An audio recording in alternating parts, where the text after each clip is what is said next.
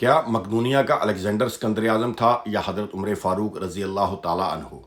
ہم نے بچپن میں پڑھا تھا مقدونیہ کا الیگزینڈر 20 سال کی عمر میں بادشاہ بنا، 23 سال کی عمر میں مقدونیہ سے نکلا۔ اس نے سب سے پہلے پورا یونان فتح کیا، اس کے بعد وہ ترکی میں داخل ہوا، پھر ایران کی دارا کو شکست دی، پھر وہ شام پہنچا، پھر اس نے یروشلم اور بابل کا رخ کیا، پھر وہ مصر پہنچا، پھر وہ ہندوستان آیا۔ ہندوستان میں اس نے پورس سے جنگ لڑی، اپنے عزیز از جان گھوڑے کی یاد میں پھالیا شہر آباد کیا، مکران سے ہوتا ہوا واپسی کا سفر شروع کیا، راستے میں ٹائیفائڈ بخار میں مبتلا ہوا اور 323 قبل مسیح میں 33 سال کی عمر میں بخت نصر کے محل میں انتقال کر گیا۔ دنیا آج اس کو عظیم جرنیل، فاتح اور بادشاہ کے نام سے یاد کرتی ہے، اور اس کے کارناموں کی وجہ سے اسے الیگزینڈر دا گریٹ کا نام دیا، اور ہم نے اسے اسکندر اعظم یعنی بادشاہوں کا بادشاہ بنا دیا۔ لیکن آج 21ویں صدی میں پوری دنیا کے مورخین کے سامنے میں یہ سوال رکھتا ہوں، کیا حضرت عمر فاروق رضی اللہ تعالیٰ عنہ کے ہوتے ہوئے الیگزینڈر کو اسکندر اعظم کہلانے کا حق حاصل ہے؟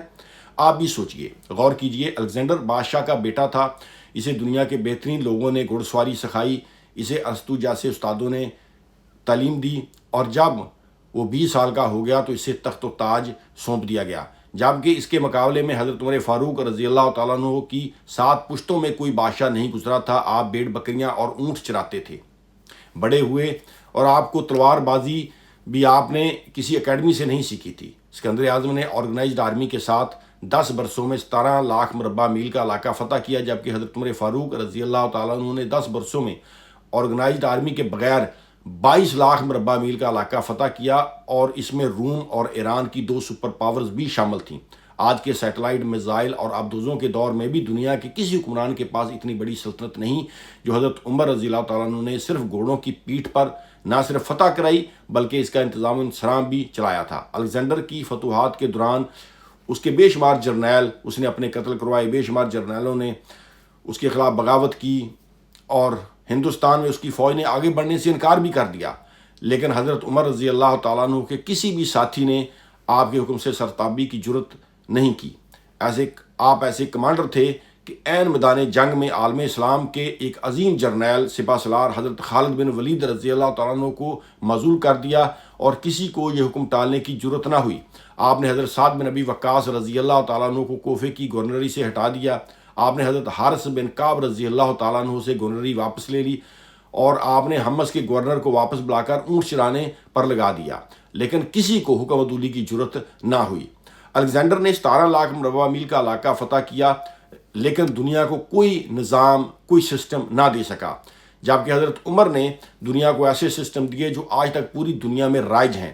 آپ نے شراب نوشی کی سزا مقرر کی، سن ہجری کا اجرا کیا، جیل کا تصور دیا، موزنوں کی تنخواہیں مقرر کی، مسجدوں میں روشنی کا بندوبست کیا، پولیس کا محکمہ بنایا، آپ نے مکمل عدالتی نظام کی بنیاد رکھی، آبپاشی کا نظام قائم کیا، فوجی چھاؤنیاں بنوائیں اور فوج کا باقاعدہ محکمہ قائم کیا۔ آپ نے دنیا میں پہلی بار دودھ پیتے بچوں، معذوروں، بیواؤں اور بے آسراؤں کے وظائف مقرر کیے۔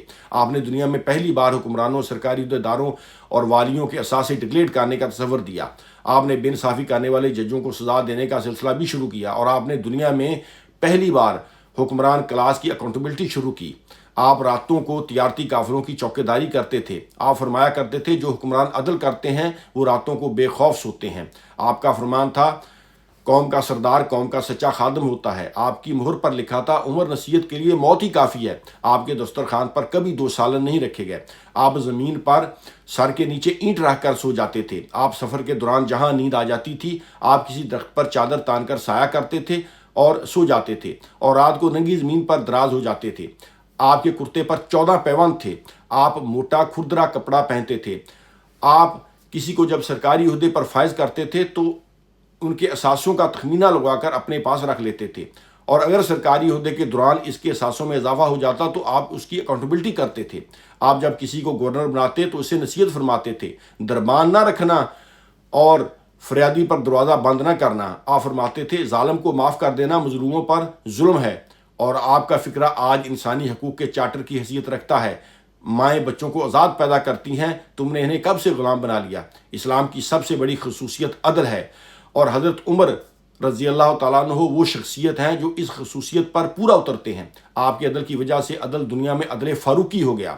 آپ دنیا کے واحد حکمران تھے جو فرمایا کرتے تھے، میرے دور میں اگر فرات کے کنارے کوئی کتا بھی بھوک سے مر گیا تو اس کا عمر رضی اللہ تعالیٰ عنہ کو جواب دینا پڑے گا۔ آپ کے عدل کی یہ حالت تھی کہ آپ کا انتقال ہوا تو آپ کی سلطنت کے دور دراز علاقے کا ایک چرواہا بھاگتا ہوا آیا اور چیخ کر بولا، لوگوں، حضرت عمر رضی اللہ تعالیٰ عنہ کا کیا انتقال ہو گیا ہے؟ لوگوں نے حیرت سے پوچھا، تم مدینے سے دور جنگل میں بکریاں چراتے تھے، تو اس آنے کی اطلاع تمہیں کس نے دی؟ چرواہا بولا، جب تک حضرت عمر فاروق رضی اللہ تعالیٰ عنہ زندہ تھے میری بھیڑیں جنگل میں بے خوف پھرتی تھیں اور کوئی درندہ ان کی طرف آنکھ اٹھا کر نہیں دیکھتا تھا، لیکن آج پہلی بار ایک بھیڑیا میری بھیڑ کا بچہ اٹھا کر لے گیا اور میں نے بھیڑیے کی جرت سے جان لیا کہ آج دنیا میں حضرت عمر موجود نہیں ہیں۔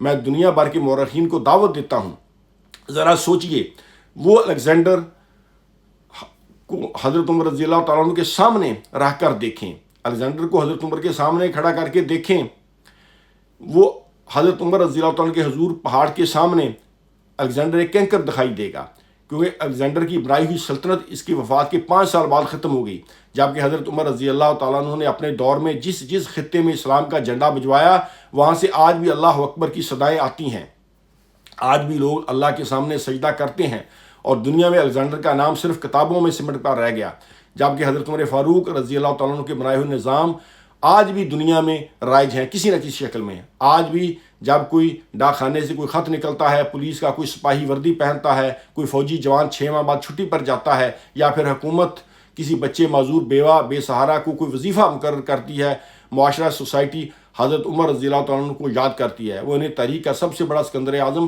مان لیتی ہے، ماں سوائے ان مسلمانوں کے جو آج احساس کمتری کا شکار ہیں۔ ایک بار مسلمانوں نے انگریز کے دور میں انگریز سرکار کو دھمکی دی کہ اگر ہم گھروں سے نکل پڑے تو تمہیں چنگیز خان یاد آ جائے گا۔ اس پر جواہر لال نہرو نے مسکرا کر کہا کہ افسوس، آج چنگیز خان کی دھمکی دینے والے مسلمان یہ بھول گئے ہیں کہ ان کی تاریخ میں ایک عظیم انسان حضرت عمر رضی اللہ تعالیٰ عنہ بھی گزرے ہیں۔ حضرت عمر کے بارے میں رسول اللہ صلی اللہ علیہ وآلہ وسلم نے ارشاد فرمایا تھا، میرے بعد اگر کوئی نبی ہوتا تو وہ حضرت عمر بن خطاب ہوتے۔